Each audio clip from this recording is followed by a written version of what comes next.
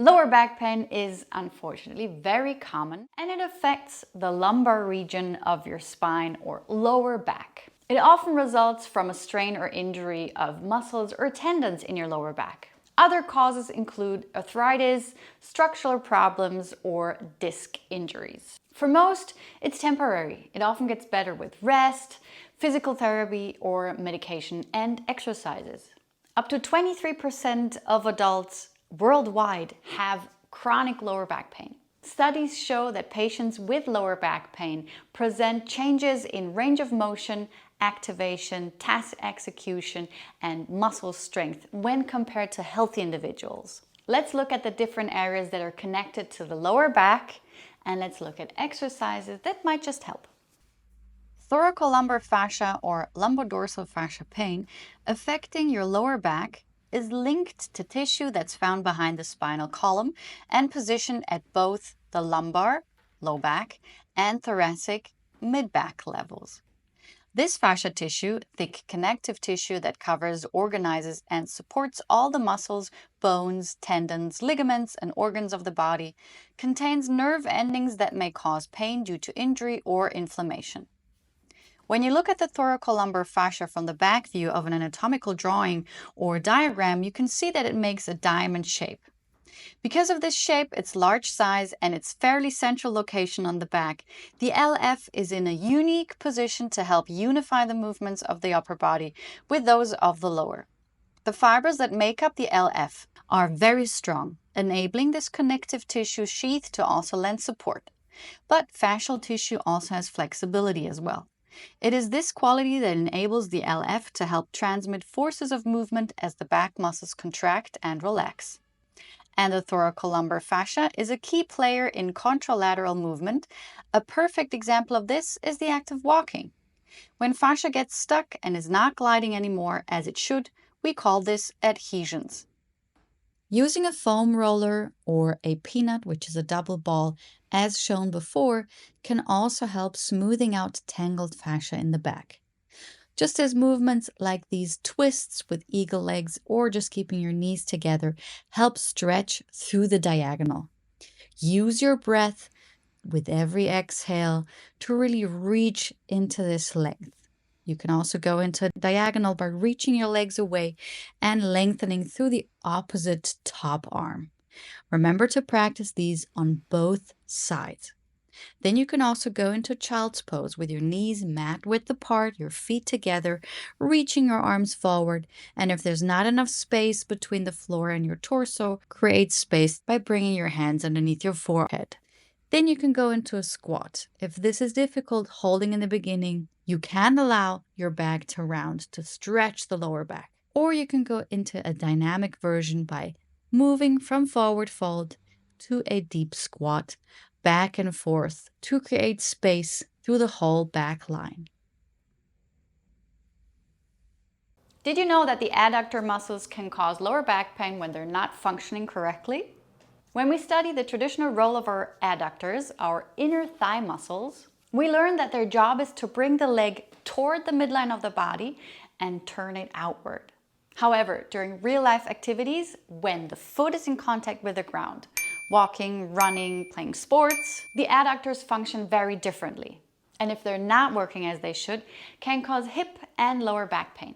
When the foot is on the ground, the adductors, which originate on the pelvis and the inside of the leg, lengthen like bungee cords to decelerate movement stress to the pelvis and lower back as we move sideways, forwards, and backwards. When the pelvis and the sacrum have to move from one side of the body to the other, as in a golf swing, not an expert here, when ice skating, and also moving from side to side when hitting ground strokes in tennis. The adductors lengthen under tension to control movements of these parts of the body. Additionally, when the leg travels behind the body, into extension, as in walking and running, the adductors lengthen to slow down the leg, hip, and pelvis. And if the adductors are unable to lengthen during these movements due to myofascial restrictions or dysfunctions, then additional stress is experienced by the major joints and other connective tissues that the adductors help protect.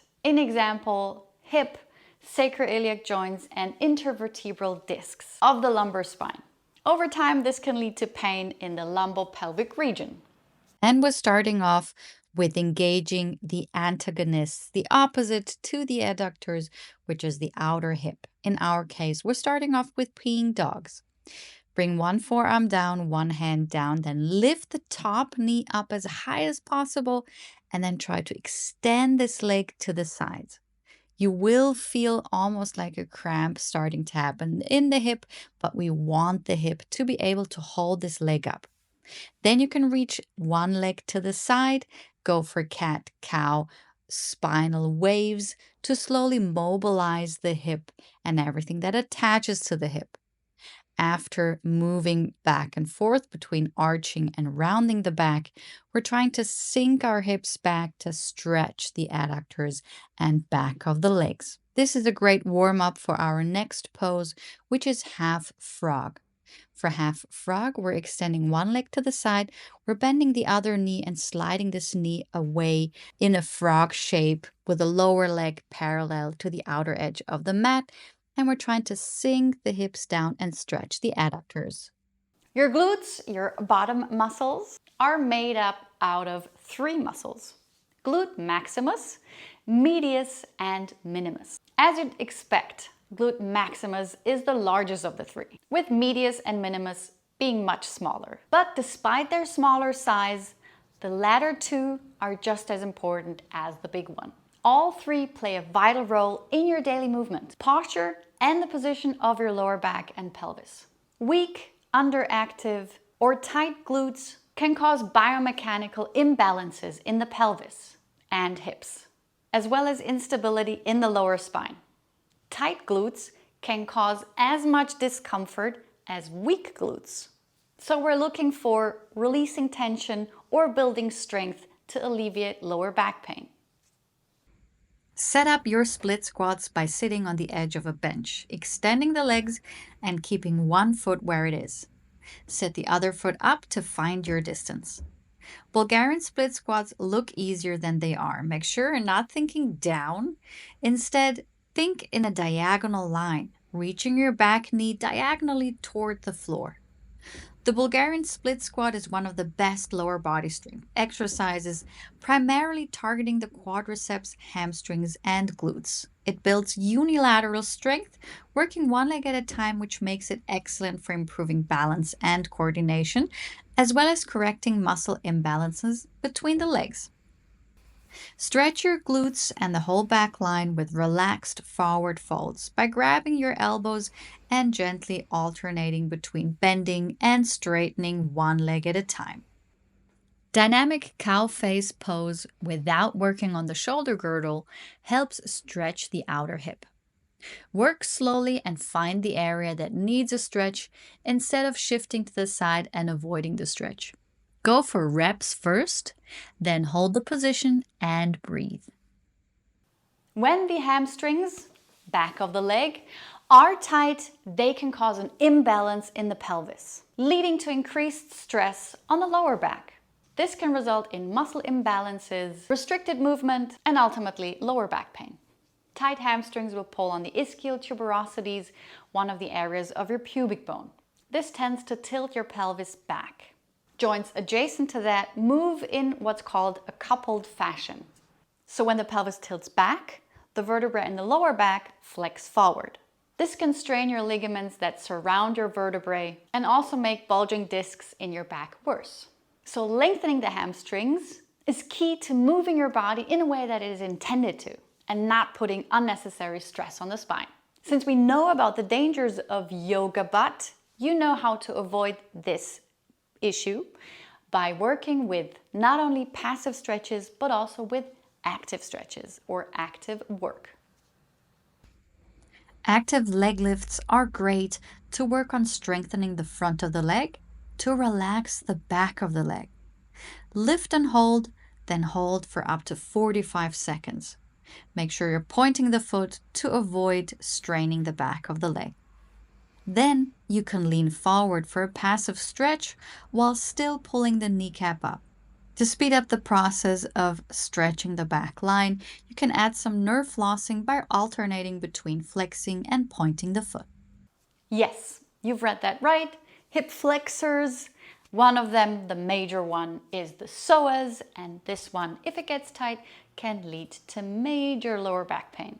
The psoas is directly connected between your lumbar spine and the inner leg or femur, trochanter minor, if you want to know exactly. Trochanter major is on the outside.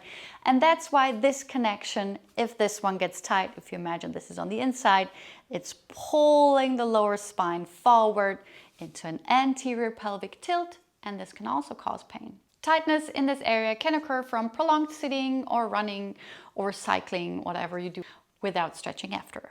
Our hip flexors are also known as the muscle of our soul or muscles of our soul because it's connected to fight or flight. When you're in a stress mode, this is the area that gets tight immediately. For example, imagine you're sitting next to someone who's driving. I'm the worst at that, but just imagine, and this person is not the best driver. You're constantly in this mode of protecting yourself, and even while I'm pretending this is happening, I already felt my hip flexors contract. So stress is another factor. Trying to relax the nervous system would help in relaxing this area as well. In the dynamic long lunge, we're stepping back and we're alternating between extending and bending in the hip, switching between stretching the front of the thigh and the back of the front leg. When bending the front leg, engage the glute to stretch the front of the hip, your groin. Then hold this position for 15 to 30 seconds, and if possible, come up higher onto your knee and still push this hip forward through the glutes. From a high lunge, keep the posterior pelvic tilt, tuck your toes under, and lift the back knee slowly, which gives the hip flexors a nice stretch.